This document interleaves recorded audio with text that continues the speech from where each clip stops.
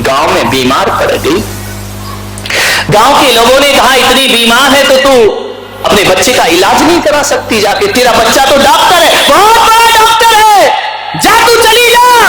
उसने कहा मैं चली तो जाऊं, लेकिन मेरे पास बंबई जाने का पैसा नहीं है। गांव के पंचों ने कहा हम तेरी टिकट बनवा देते। सोचिए जिसका बेटा इतना बड़ा डॉक्टर हो, उस मां के पास पैसे नहीं है। बोले पैसा भी दे दिया तुमने, लेकिन एक बात तो बताओ, इतने बड़े शहर में मैं उसे ढूंढूंगी कहां? मेरे पास तो उसका एड्रेस भी नहीं। देखिए ये बेटे होते हैं जिनके लिए सब कुछ नीलाम कर दिया, बर्बाद कर दिया, उस बेटे का एड्रेस नहीं है उसके पास। लोगों ने कहा तू चिंता मत कर, बहुत नाम है उसका, किसी भी टैक्सी वाले को बोल देना, वो छोड़ देगा उसके पास। भेज दिया गांव के लोगों ने, चली गई शहर में, टैक्सी में बैठकर गई। टैक्सी वाले से पूछा अमुक डॉक्टर को जानते हो? अरे कौन नहीं जानता उसे, बहुत बड़ा डॉक्टर है। छाती फूल गई, मेरी मेहनत कामयाब हुई, मेरा बेटा इतना बड़ा डॉक्टर है। पहुंची डॉक्टर के बंगले में, क्या देखती इतनी बड़ी कोठी। उसने कहा ये मेरा बेटा ही है या कोई और है? उसने कहा जो नाम जिसका ले रही हो ये घर उसी डॉक्टर का है। गई, बेल डोर बेल बजाई उसने, दरवाजा खुला, बेटा निकला। उसने कहा मां तू यहां कैसे? ये बेटा ये घर किसका है? बोले मेरा है मां, तू कहती थी ना कि बहुत बड़ा डॉक्टर बनना, देख आज मैं कितना बड़ा डॉक्टर बन गया, लाखों रुपए कमाता हूं मैं, मेरा अपना क्लिनिक है। मां ने कहा तू इतना बड़ा डॉक्टर और मुझे पता भी नहीं। अरे मां मेरे पास इतना टाइम कहां है, ये शहर की नौकरी है, शहर का डॉक्टर हो। कोई बात नहीं मां, देखना देख मैंने कितना बड़ा मकान बनाया।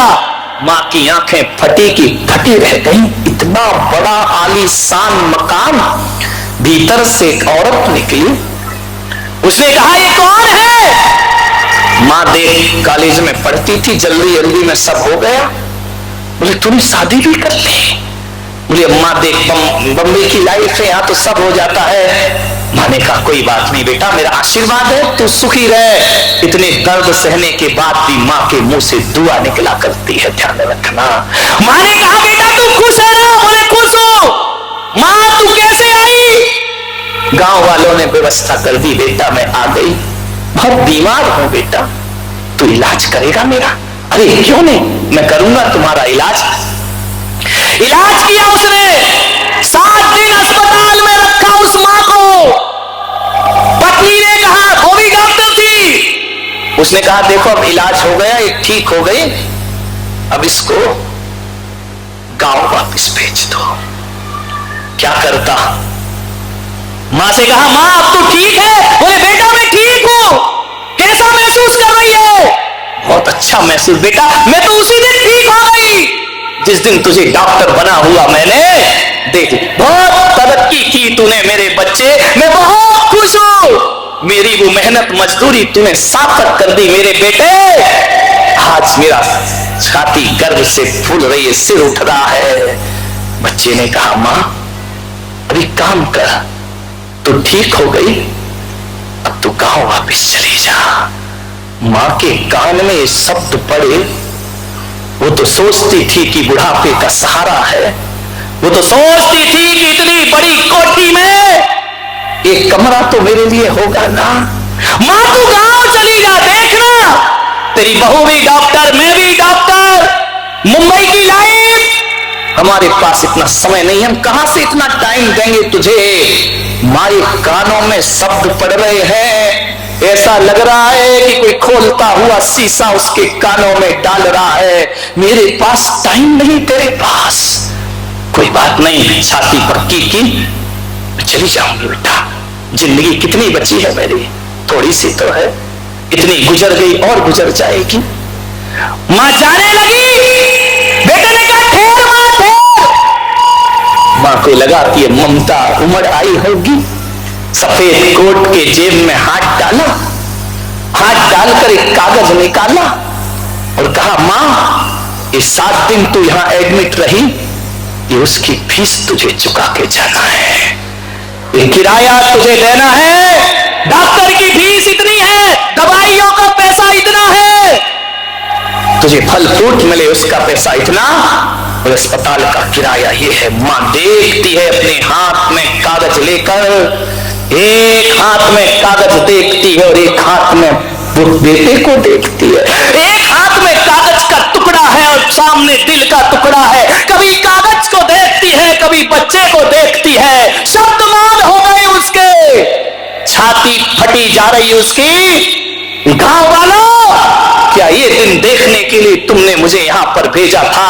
वही कागज देखती है और बच्चे को देखती है। शब्द रुंध गए, कुछ बोल ना पाई।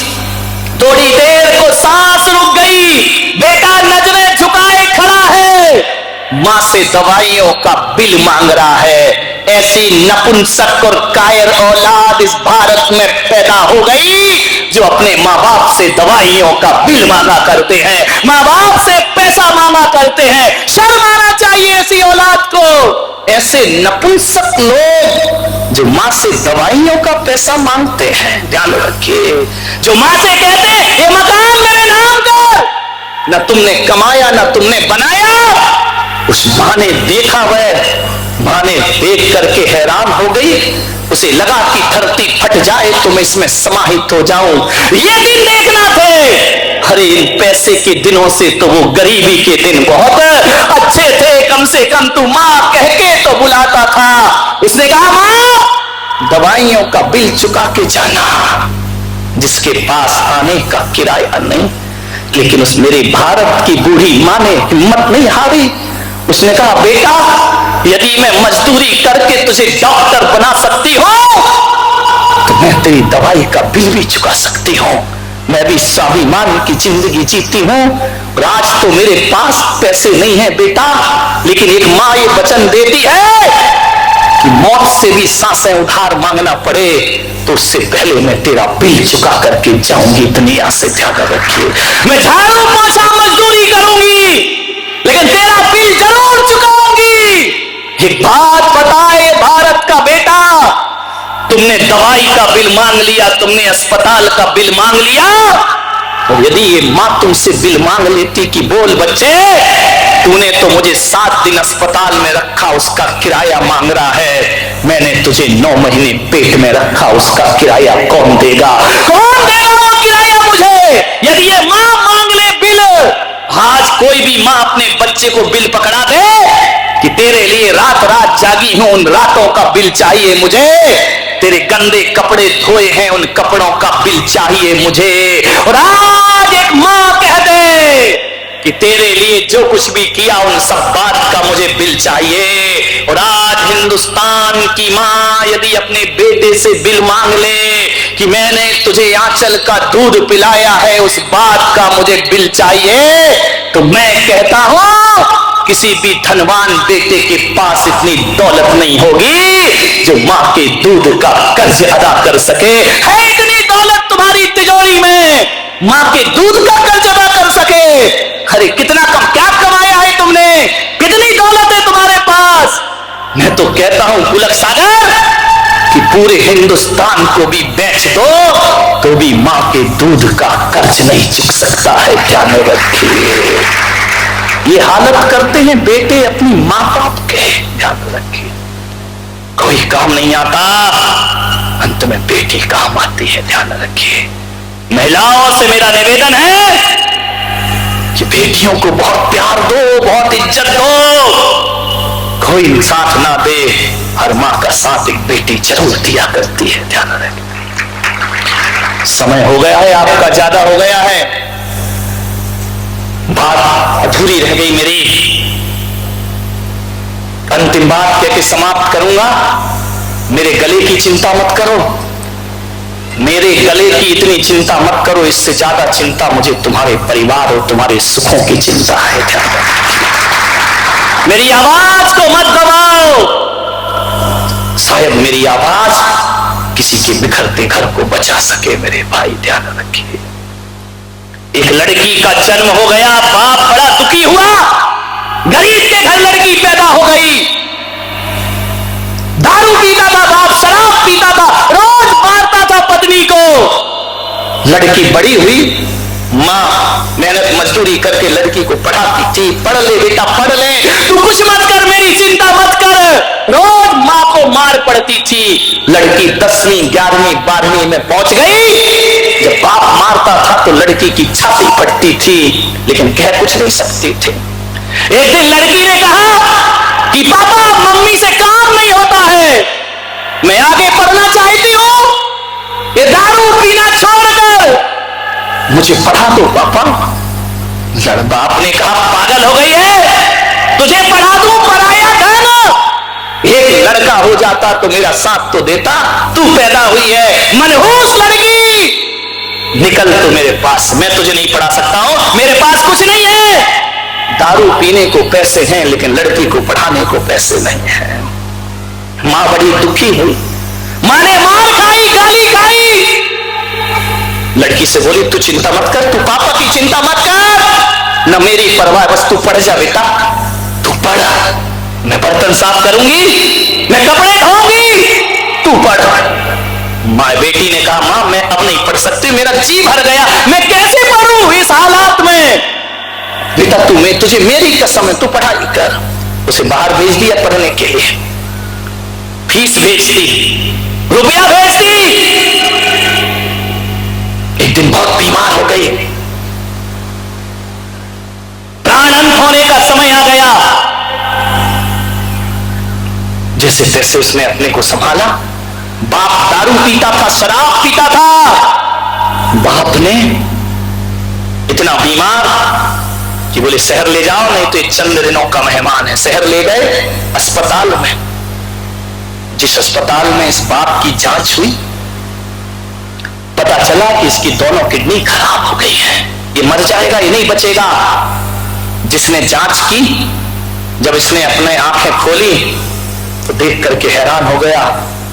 वो डॉक्टर कोई और नहीं, उसकी ही बेटी थी जो पढ़ लिख करके डॉक्टर बन गई थी, और किस्मत ने उसकी ही अस्पताल में उसे भेज दिया। उसने मां को बुलाया कि मां ये पापा है। बोले हाँ बेटा, अब इनकी जिंदगी नहीं बचे। बोले बचेगी, मैं बचाऊंगी जिंदगी। वो भूल गई कि बाप ने मुझे निकाल दिया था, बेटी का दिल था ना, मैं बचाऊंगी। उसने कहा मां किडनी चाहिए इन्हें एक। मां से कहा सबकी किडनी दिखाई, कोई मैच नहीं की।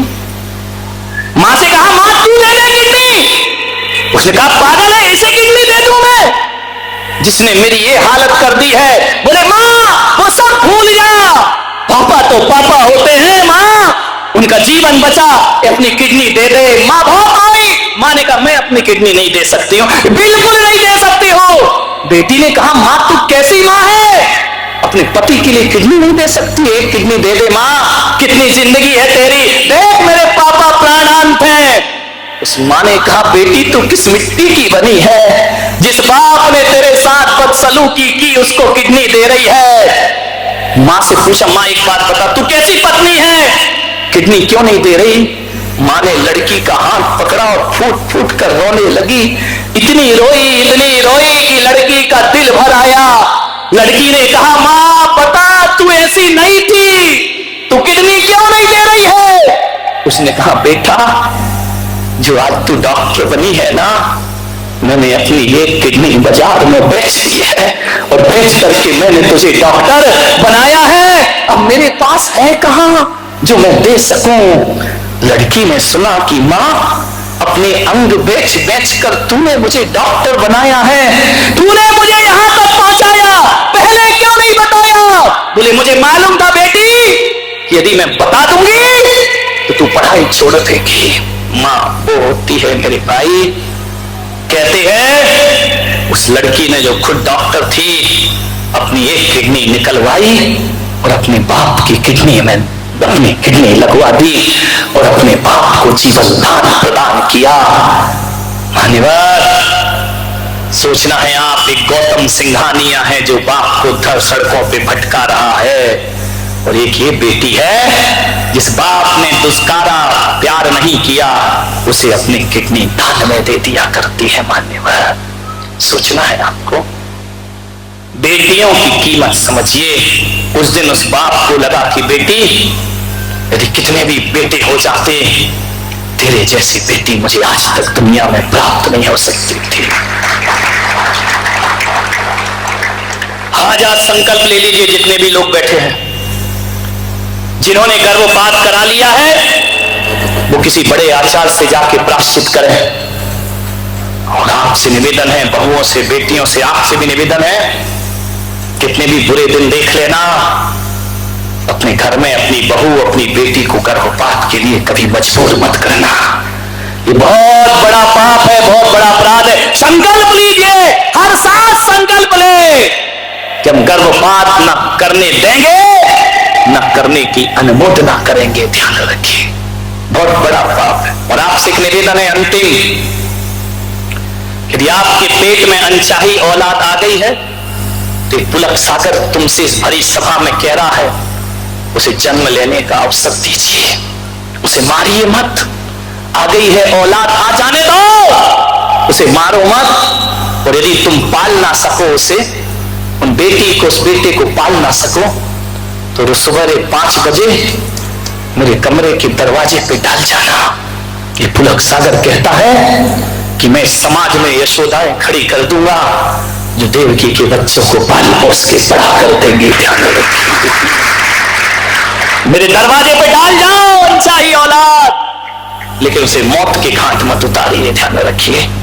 और आप पुरुषों से भी मेरा निवेदन है कि बेटी को ही इतना प्यार मत दो, तुम्हारी पत्नी भी किसी की बेटी है, उसे भी उतना ही सम्मान, उतना प्यार दो कि वो अपनी कोख में पल रही बेटी की हत्या करने के भाव भी पैदा ना करे अपने जीवन में। ध्यान रखिए।